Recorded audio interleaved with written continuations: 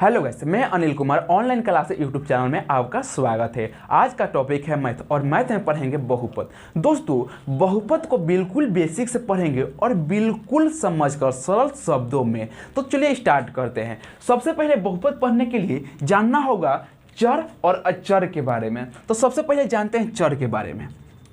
दोस्तों, चर और अचर के बारे में जानते हैं। ठीक है, चर होता क्या है? जिसका मान बदल जाए वो चर है और जिसका मान नहीं बदलता है वो अचर है। कहने का मतलब कि जब भी आप मैथ का क्वेश्चन सॉल्व करते हैं तो उसका आंसर आता है, कभी बोलता है कि x का मान ज्ञात करें, तो कभी x का मान 4 आता है, तो कभी x का मान 5 आता है, तो कभी x का मान 10 आता है। वैसे ही तरह y का मान कभी 12 आएगा, y के मान कभी 3 आएगा, कभी y का मान 4 आएगा। तो y का मतलब कि जिसका मान बदल जाए, जिसका मान बदल जाए वो चर है और जिसका मान नहीं बदले वो अचर है। जैसे कि मान लिया जाए यहाँ x, y, z, s, t, u, m, ये सब का जिसका मान है ना, ये सब जितना है ना, इसका मान बदल जाता है ना। कभी x का मान कुछ है, कभी x का मान कुछ है, लेकिन जिसका मान बदल जाए उसे हम चर कहते हैं और जिसका मान नहीं बदले उसे हम अचर कहते हैं। जैसे कि 1, 2, 3, 4, 5, 6, 7, इसका मान नहीं बदलता, अचर का मान नहीं बदलता, जिसका मान नहीं बदले उसे अचर कहते हैं। अब देखा जाए कि बहुपद, ठीक है ना दोस्तों, जो बहुपद है, बहुपद देखते हैं बहुपद होता क्या है। दोस्तों, जब चर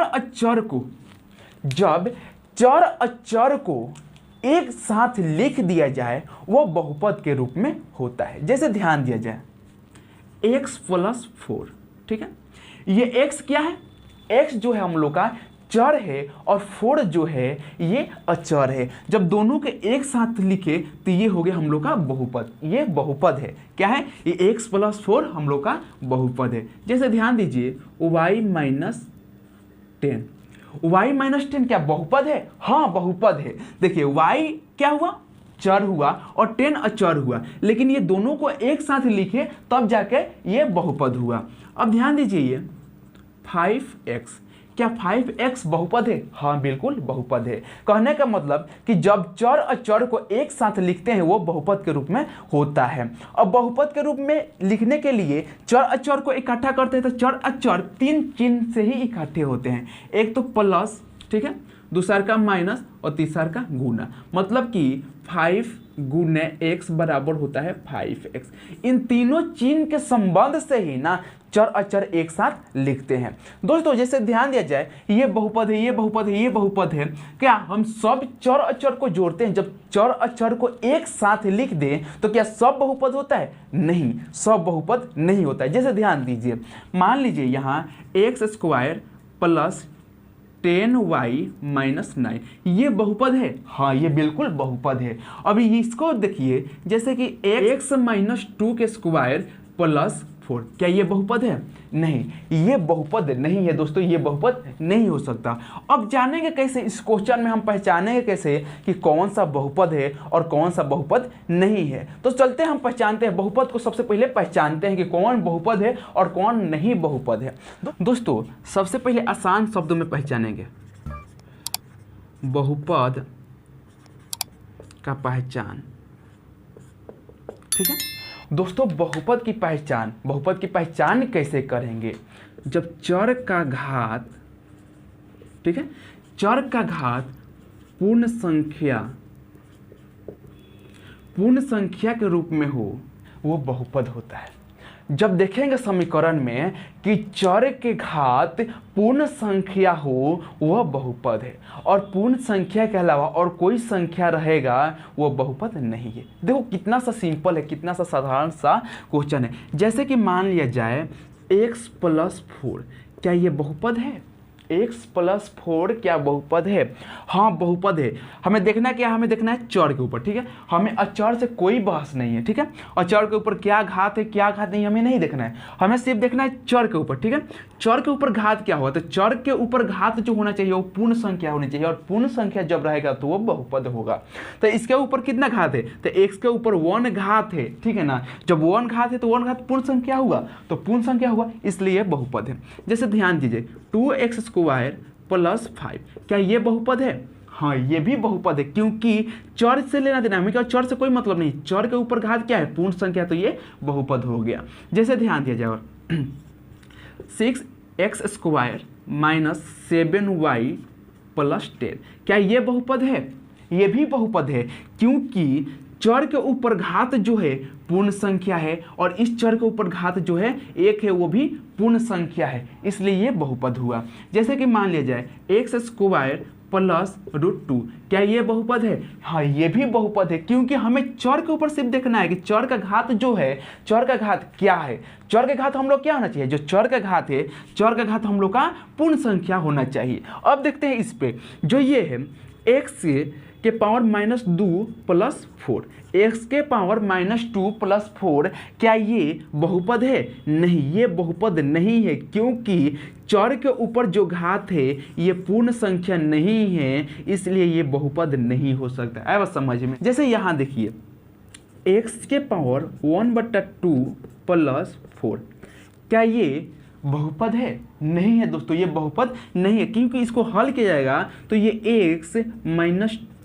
x के पावर -2 प्लस 4 हो जाएगा, जो बहुपद नहीं है। आए बस समझ में। बहुपद कैसे नहीं है, क्योंकि जो इसका घात है -2 जो घात है ये पूर्ण संख्या नहीं है। ये पूर्ण संख्या रहता तो ये बहुपद होता, लेकिन पूर्ण संख्या नहीं है। जैसे कि और क्वेश्चन देखा जाए 10x के पावर -2 प्लस 7y² प्लस 10 क्या ये बहुपद है? नहीं ये भी बहुपद नहीं है, क्योंकि इस चर के ऊपर जो है ये पूर्ण संख्या नहीं है, लेकिन इस चर के ऊपर पूर्ण संख्या है। लेकिन पूरा पर पूर्ण संख्या रहेगा तो वह बहुपद होगा, अब पूरा पर पूर्ण संख्या नहीं रहेगा तो वह बहुपद नहीं होगा, इसलिए ये बहुपद नहीं है। जैसे कि एक और एग्जांपल देते हैं, जैसे कि x², ठीक है, प्लस x के पावर 1/2, ठीक है ना दोस्तों, ये बहुपद है। कैसे कि ये बहुपद नहीं है, क्योंकि ये x² प्लस जो है ये x ये ऊपर जाता है, ये उल्टा जाता है, ठीक है। 1/2 है, ऊपर जाएगा तो मल्टीप्लाई होगा 1 में, तो ये 2 होगा, ये इधर प्लस में ऊपर जाएगा तो माइनस में हो जाएगा, तो -2। देखो इसमें जो x है इसके चर जो है, इस चर का घात जो है पूर्ण संख्या है, लेकिन इस चर का घात पूर्ण संख्या नहीं है, इसलिए ये क्या है, ये बहुपद नहीं है दोस्तों, ये बहुपद नहीं है। अब ध्यान देते हैं इस पे, जैसे कि मान लिया जाए 10x² प्लस 10y² माइनस 9, ठीक है, ये क्या बहुपद है? जी बिल्कुल ये बहुपद है, क्योंकि इसका जो घात है वो पूर्ण संख्या है। आए बस समझ में दोस्तों, बहुपद पहचान गए। सरल सा विधि है, जिस समीकरण के ऊपर चर के घात पूर्ण संख्या हो, ठीक है, चर का घात पूर्ण संख्या हो वो बहुपद है, और जिनके ऊपर चर के घात पूर्ण संख्या नहीं हो वो बहुपद नहीं है दोस्तों। तो इसमें समझे चर और अचर और बहुपद पहचाने का। आगे समझते हैं बहुपद की प्रकार। बहुपद को 3 भागों में बांटा गया है, चर के आधार पे, पद के आधार पे और घात के आधार पे। तो हम समझते हैं इसको चर के आधार पे। जैसे कि दोस्तों ध्यान दीजिए क्वेश्चन पर x + 4 है, ठीक है। अगर पूछा जाए कि इसमें चर कितने हैं, तो आप जानते हैं कि x जो है चर है और जो 4 है इसमें अचर है, तो चर की संख्या इसमें 1 है। अगर फिर पूछ दिया जाए 6x + 7x - 4 इसमें चर कितनी है, तो दोस्तों x अगर क्वेश्चन में x कितना भी क्यों ना रहे चर एक ही होगा, तो चर क्या होगा, चर इसमें एक ही होगा। इसी प्रकार अगर x + y हो तो इसमें चर क्या है, तो इसमें चर 2 होगा, क्योंकि x + y है, ठीक है ना, x एगो चर और एगो y चर, तो इसमें 2 गो चर हो गया। अगर पूछ दिया जाए कि 6x² प्लस 8y² माइनस 9, तो इसमें कितने चर है, तो इसमें 2 चर है। सिंपल सा है दोस्तों, सिर्फ चर देखना है कि क्वेश्चन में चर कितना है। अगर पूछ दे कि इसमें चर कितनी है, तो इसमें चर कितनी है, तो चर इसमें 2 है। इसी प्रकार अगर पूछ दे कि 9x³ plus 7y² plus z, तो इसमें कितनी चर है, तो x y z, मतलब कि 3 चर है, तो इसमें हो गया 3 चर। चर समझ में आएगा, इसी प्रकार से चर मिलेगा। जैसे ध्यान दीजिए, ये 7x² plus 8y² plus z² minus 9, इसमें कितने चर है, तो इसमें भी 3 चर है, 1 2 3। तो दोस्तों इसमें भी 3 चर है। आपको चर वाला बहुपद समझ में आ गया, चर में कोई दिक्कत नहीं होगा। और पूछ दे कि चर बहुपद पहचाने, तो आराम से आप पहचान लीजिएगा, कोई दिक्कत नहीं होगा। अब चलते हैं पद पर। तो जो पदीय बहुपद होते हैं ना दोस्तों, पदीय बहुपद के बारे में जानते हैं, ठीक है। जो पदीय बहुपद होते हैं, पद का मतलब होता है स्थान,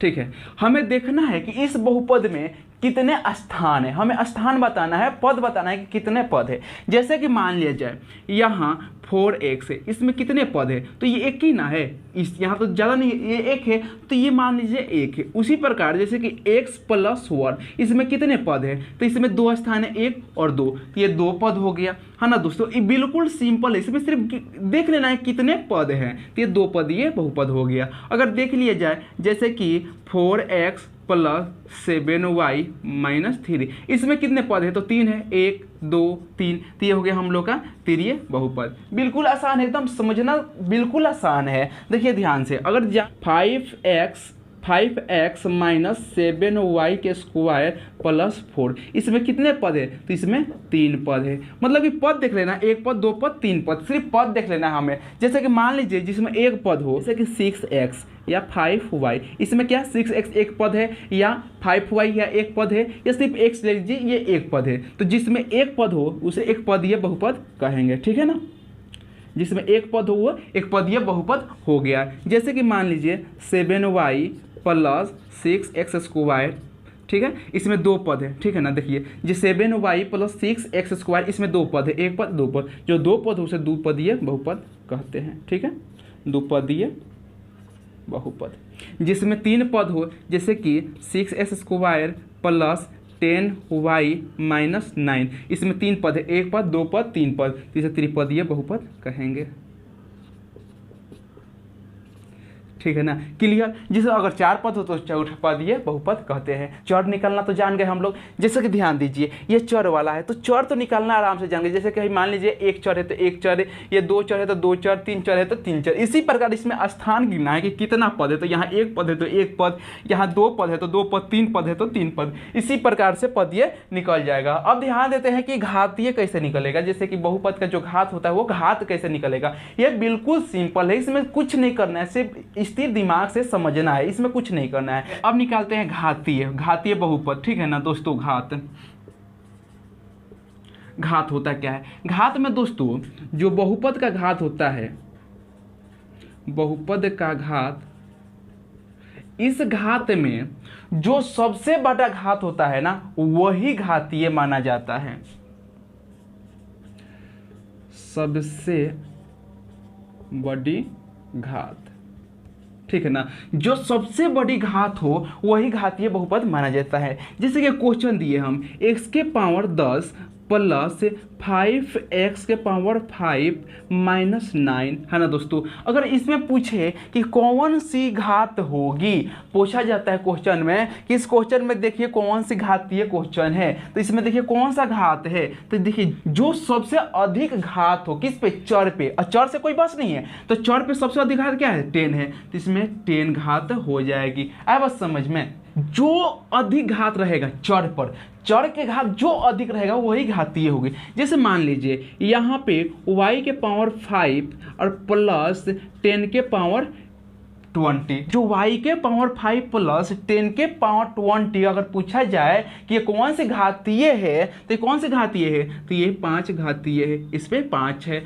तो 5 घातीय। हमें चर से कोई लेना नहीं, हमें चर से, तो चर पर जो सबसे अधिक घात रहेगा वही घातीय हो गई। जैसे कि मान लीजिए 10y के power 8 plus 7y square plus 10, अब बताइए कौन सी घातीय हो गई, तो ये 8 घातीय हो गई। आई बात समझ में। अगर मान लीजिए जो समीकरण हो गया, क्वेश्चन हो गया x प्लस 4, इसमें कितनी घात है, इसमें एक घात है, जिस पे एक घात रहेगा ना उसे बोलेंगे एक घातीय बहुपद या रेखिक भी बोलते हैं इसको, ठीक है ना। तो यहाँ लिख देंगे रेखिक बहुपद। आया बात समझ में। जिस पर एक घात रहेगा उसे रेखिक बहुपद बोलते हैं, जिस पर दो घात रहेगा, देखिए जैसे कि मान लीजिए 6x square plus 4x minus 9, इसमें कितने घात है, तो इसमें घात है 2, इसे बोलेंगे द्विघातीय बहुपद। आया समझिए, द्विघातीय बहुपद हो गया। जिसमें दो घात रहेगा वो द्विघातीय बहुपद हो जाएगा, जिसमें तीन घात रहेगा, यहाँ पे देखिए जैसे कि 5x के power cube plus 2x minus 9, तो इसमें तीन घात है तो ये हो जाएगा त्रिघातीय बहुपद। त्रिघातीय बहुपद, ये हो गया हम लोग का त्रिघातीय बहुपद। इस बहुपद में सीखा बेसिक से चर और अचर के बारे में। दोस्तों बहुपद पहचानना, बहुपद के चर निकालना और बहुपद के पद निकालना और बहुपद के घातीय निकालना। अब कोई भी दिक्कत नहीं होगा, अगर बहुपद पहचानने की हो या बहुपद की घात निकालना हो या बहुपद की पद निकालना हो तो आराम से आप निकाल लीजिएगा। जैसे मान लीजिए एक लास्ट क्वेश्चन समझाते हैं आप लोग को। जैसे कि यहाँ पे देखिए, जैसे कि 6x square plus 4x minus 3x plus 4। अब देखिए इसमें होता क्या है कि दोस्तों इसमें अगर पूछ दिया जाए कि इसमें कौन सी चर है, तो इसमें चर कौन सी है दोस्तों, इसमें चर एक ही है। इस क्वेश्चन में चर कितनी है, तो एक ही है। अगर बात की जाए पद, तो पद कितनी है, तो पद इसमें 3 होगा। देखिए जैसे कि 6x स्क्वायर प्लस, ये दोनों तो एक ही है ना, 4x और 3x, तो दोनों का हल हो जाएगा। तो प्लस माइनस माइनस तो घटेगा, 4x और 3x में से घटेगा तो सिर्फ x बचेगा। तो x, ये प्लस के प्लस x क्यों, x ही बचेगा क्योंकि 1x बचेगा ना, इसलिए x लिख देंगे। और यहाँ प्लस क्यों लिखेंगे, क्योंकि इन दोनों में से सबसे बड़ी संख्या के आगे जो चिन्ह रहता है वही लिखते हैं प्लस, और प्लस ये 4 होगा। तो इसमें कितनी पद हो गई, तो इसमें 3 पद हो गई। तो पद ये हो गया 3। अगर घात की बात की जाए तो इसमें घात कितनी होगी, तो इसमें दोस्तों द्विघात होगी। आए बात समझ में, कितनी घात होगी, द्विघात होगी, द्विघातीय होगी। आए बात समझ में, ये द्विघातीय बहुपद होगी। इसी प्रकार से अगर दोस्तों अगर पूछ दिया जाए जहां कि अचर का घात क्या होता है, तो अचर का घात दोस्तों, अचर का घात हमेशा क्या होता है, 0 होता है। इसका किस प्रकार क्वेश्चन होता है, जैसे कि मान लीजिए 4 - 5/2 या √7, इस प्रकार का इसका क्वेश्चन आता है।